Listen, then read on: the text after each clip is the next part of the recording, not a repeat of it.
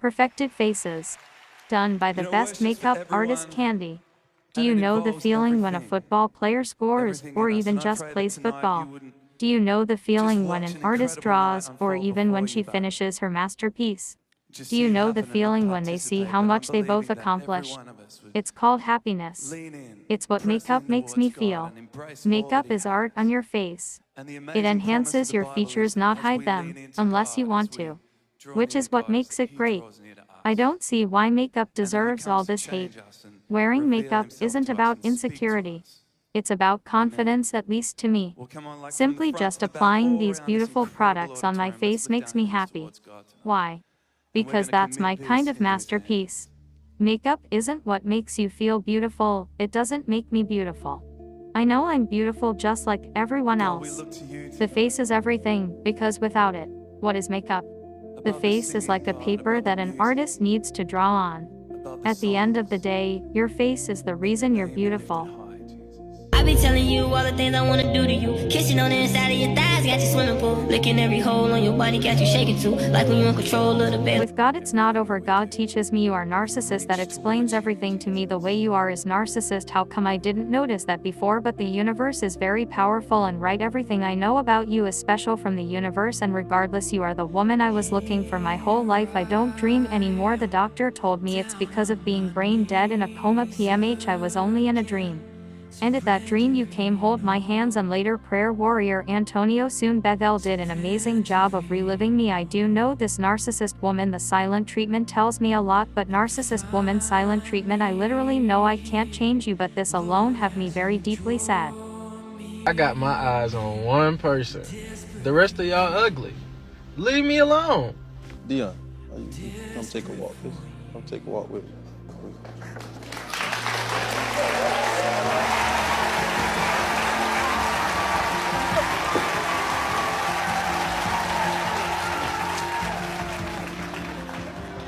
Well, Dion, our friendship means more to me than words could really express. And I've known you for 5 years now, and I've seen you grow. I've seen you develop into this awesome individual. I've seen you develop this passion that you have for the young people. And even in your kids, I think you're an awesome mother.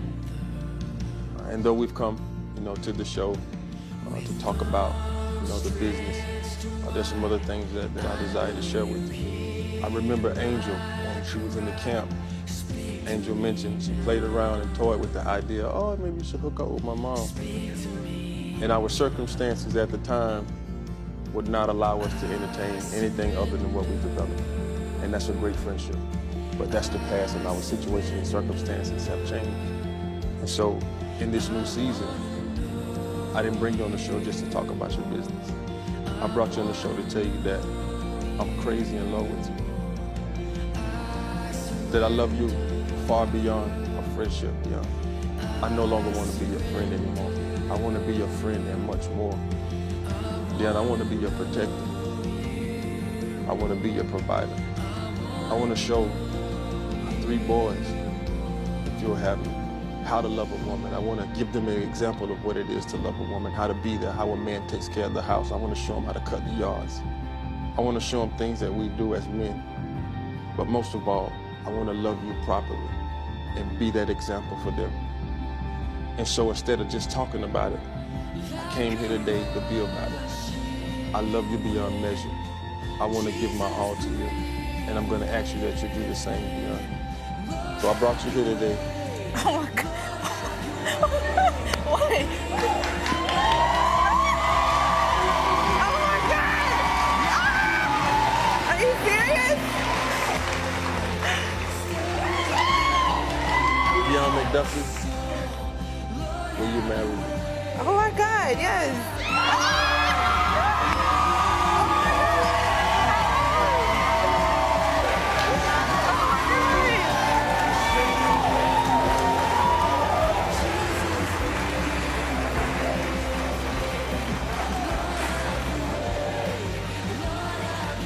I'm so damn glad you said yes.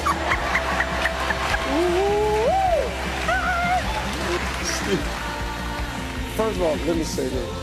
Zach, your speech telling you.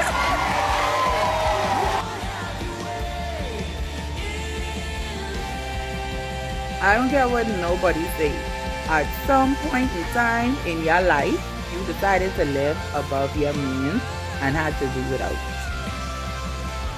You decided to take that trip knowing when you come back, you ain't gonna have $1. You decided to drive your car all the way out east or all the way out west, knowing you ain't had no money to put no gas in that car until you get paid on Friday and you still going anyhow.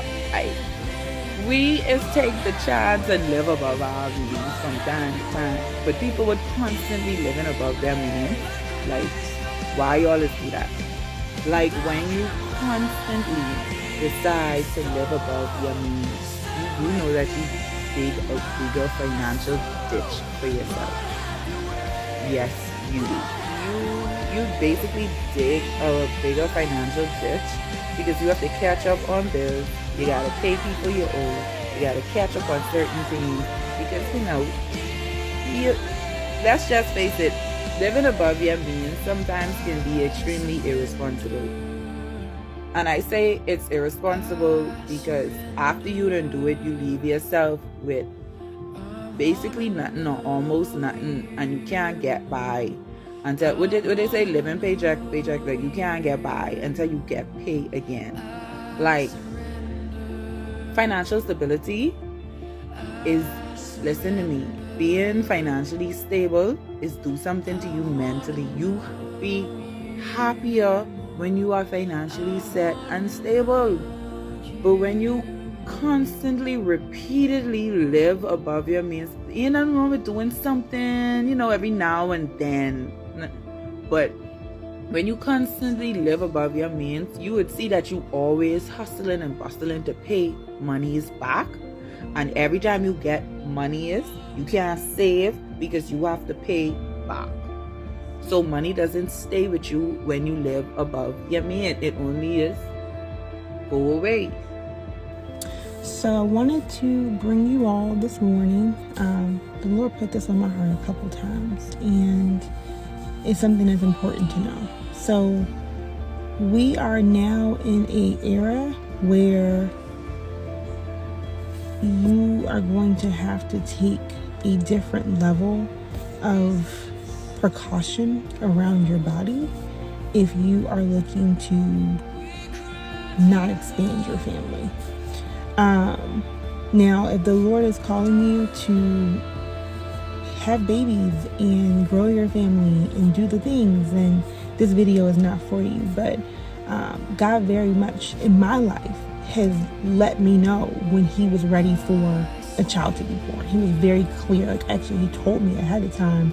And I'm like, Lord, is this the year I'm going to get a promotion? He's like, no, it's the year you're going to have a baby. So God hand chose the times where I was to expand my family.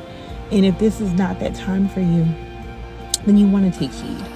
The contraceptives, he said specifically to me, he said, birth control is not going to be effective. So you're just going, and I mean, most folks, if you are following, the different court proceedings, I'm not going to go into all of that, but just know that there is a expectation that contraceptives will be tampered with. I guess I was writing it out because I would just download it and I would just tape it out. He basically said, don't be surprised if condoms break. Don't be surprised if Plan Bs don't work. Don't be surprised if birth control fails you. So your best bet is going to be to combine and just really educate yourselves on your bodies. But whatever worked before, because sometimes we get in a rhythm and we're like, oh, if I prevented, expanding my family with these methods before, this is foolproof. And I just want you to know that it's no longer foolproof. So protect yourselves and your family. There is a time and place for everything. And this in no way, shape, or form, I'm speaking to families, because in no shape or form am I condoning any kind of behavior. What people do is not my business. But I do want to make sure I'm super clear that if not expanding your family right now is a goal or priority, then you're going to want to look at several different methods at one time to protect your interests. Stop it! Stop it! You're running away from what God is trying to show you, what God is trying to teach you, where God is trying to take you. I know you just came out of a bad relationship and you want to be with someone, but the truth is, who you really want to be with, you're not even in the mental position to be with that person.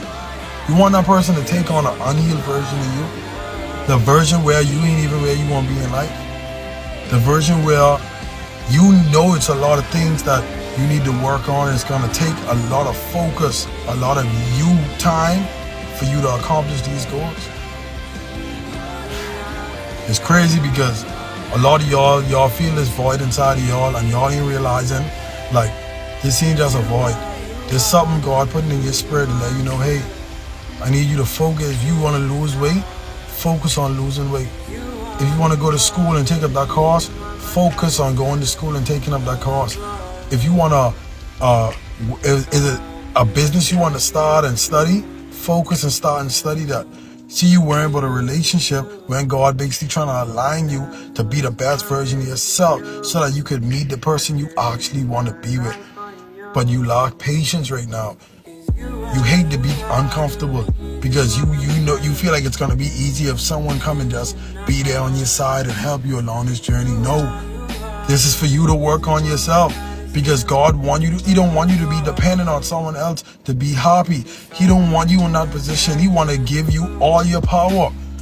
He want you to be able to have power over yourself, your heart, your happiness, your mind. But no, you running from it. I don't know who need to hear this, but listen to me. Stop running from what God trying to show you.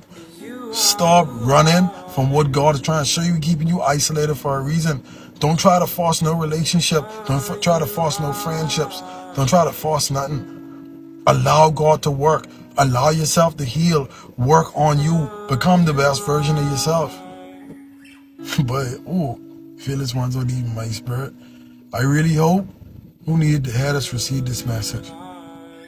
Y'all be blessed. You're working on the outside when you should be working on the inside.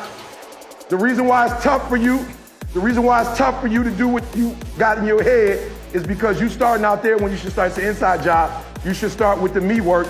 And once you start with the me work and you believe it and what you say you are, then the world is going to embrace whatever your reality is. Pause. Whenever you're tired, pause. Whenever you're angry, pause. Whenever you're in doubt, pause. Whenever you're stressed, pause. And when you pause, pray. We tend to make decisions and lash out on situations because we didn't pause, think about it, and pray about it. So from now on, when you come into any situation, pause, think about it, and pray about it so you can have a positive outcome. The hardest pill I had to swallow this year was learning that no matter how good you are to someone, no matter how much you care for them, no matter how much you love them, they can and will turn their back on you. And there's absolutely nothing that you can do about it. Some people think that because they don't support you, that it'll hold you back from achieving success. But let me just tell you, God will put complete, total strangers in your path to get you where you're supposed to be. Believe me. Friends, as you can see, if you look above my head, you see there's a storm cloud above my head, which indicates that rain is on its way. I come to let you know this morning that yes, you've been in the midst of pure hell and you don't know how to get out of it, but I come to let you know that God is sending rain in your direction and a fresh wind to wash away and blow out all the stuff that you've been going through. You cannot die, you cannot quit, because I promise you, once the storm passes, the sun will shine. Have a great day. Favorite line that Rich Dad said, Rich Dad said, money may not be the most important thing in the world, but it affects everything that is. You know, it affects your lifestyle, it affects your health care, it affects your level of education, it affects everything on a day-to-day basis. For God so loved the world that he gave his only begotten Son, for those who believe shall not perish, but have everlasting life. Baby, your quality of life is predicated on your belief. You have to believe that